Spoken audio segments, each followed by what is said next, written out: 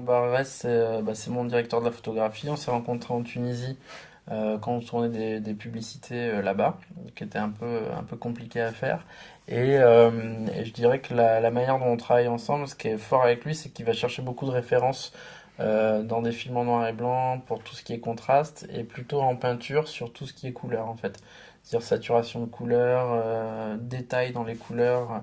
Et c'est vrai que après, je trouve que ce que j'aime dans sa démarche, c'est que c'est pas une démarche uniquement de technicien, mais vraiment d'artiste, parce que je trouve qu'il agit plus comme un peintre en fait. C'est-à-dire qu'il va essayer de raconter l'histoire du film, de prendre le scénario, de se servir du scénario, et à travers l'histoire, en fait, raconter le film avec la lumière.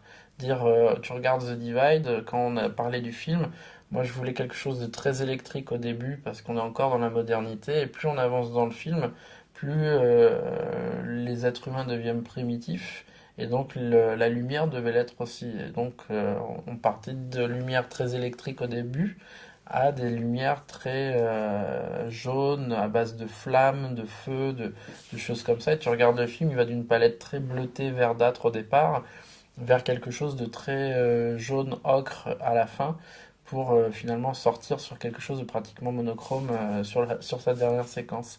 Et quand tu analyses le film, il y a vraiment cette recherche-là, en fait. Sur Frontières, il y avait une envie d'être dans une chromatique plutôt de rouille, en fait, et tout ce qui était cette couleur rouge, justement, racontait cette vieille famille cachée là depuis longtemps, c'est ce côté un peu rural, et tout ce qui était de nuit. Il a eu l'idée de pouvoir le faire en nuit américaine, parce qu'on n'avait pas le budget pour éclairer les nuits, en fait. Donc c'était le meilleur moyen de le faire comme ça. Et ça a payé, parce il y a une grosse partie du film qui est fait comme ça, et je trouve que c'est induit, hein. À partir du moment où tu fais une nuit américaine, tu as la notion de nuit, et donc tu te poses pas la question de comment c'est éclairé à ce moment-là. Et je trouve que c'est des propositions qu'il a fait qui sont vraiment intelligentes, et surtout il va très vite.